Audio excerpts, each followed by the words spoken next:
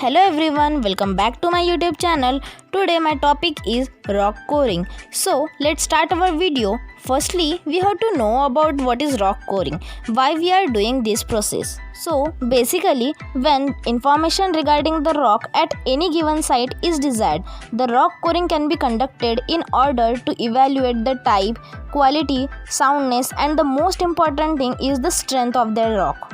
For doing this rock coring, it includes two components, that is, first is core bits and the second one is core barrels. So let's start with the core bits. Core bits are the cutting tools used to remove a cylindrically shaped piece of material called a core. Core bits have a hollow center similar to hole saws but differ in applications. Now move forward to the core barrel. What is core barrel? Core barrel is the complete drilling tool assembly. It is the part of the machine which is used for drilling extremely hard formations like mineral site or water well with rock bottom. There are three types of core barrels. First is single tube core barrel, second is double tube core barrel, and the last one is triple tube core barrel. First type of core barrel is the single tube core barrel. The simplest type of rotary core barrel is the single tube core barrel. It is the tubular piece manufactured from single tube alloy steel. Core recovery is lowest in single tube core barrel and is primarily used for core drilling in continuous hard rock formations. Second type of core barrel is the double tube core barrel. The most popular and widely used rotary core barrel is the double tube core barrel. Double tube core barrel are swivel head, that is, the inner tube is attached with the core barrel head through bearings which makes the rotation of the inner tube independent of the core barrel. Double tube core barrels offers high percentage of core recovery and the little erosion of core. The third type of core barrel is the triple tube core barrel. It is used for exploration of dams, bridges, geotechnical investigation, diamond core drilling, soil investigation, testing of foundations of the high-rise buildings, as well as the mineral exploration for obtaining nearly 100% of core recovery.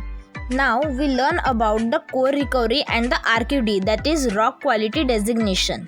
Core recovery. The easiest way to characterize the amount of material recovered during rock coring is to calculate core recovery.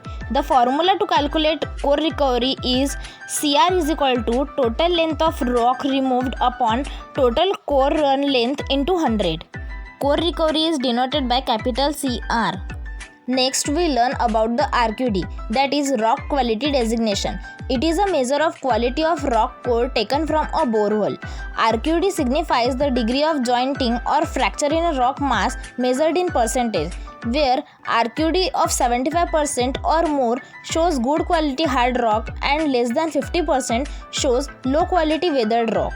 RQD is calculated by taking a rock core sample from a borehole and length of all sound rock pieces which are minimum 100 mm long and summed up and divided by the length of the core run. For the RQD evaluation, length must be measured along the center line of the core. The formula used for calculating RQD are summation of length of sound pieces less than 100 mm upon total core run length into 100. The following table represents the correlation of RQD to rock quality. In this table, we see the various values of RQD. In this table, we see the values of RQD. If the RQD is 0 to 25%, then the quality of rock is very poor. We didn't use this rock for construction. If the RQD value is 25 to 50%, then the rock quality is poor. If the RQD is 50 to 75%, then the quality of rock will be fair.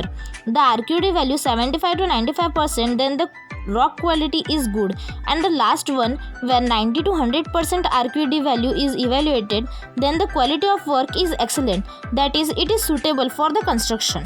Now we see the uses of RQD in construction.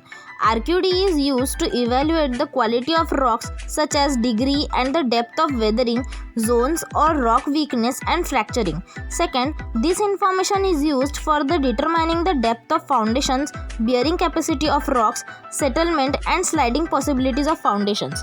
Third, RQD helps in obtaining favorable tunneling conditions and evaluating the zones with poor quality rocks which may not supporting the engineering structures. Thank you so much guys for watching our video. Please like, comment and share our video.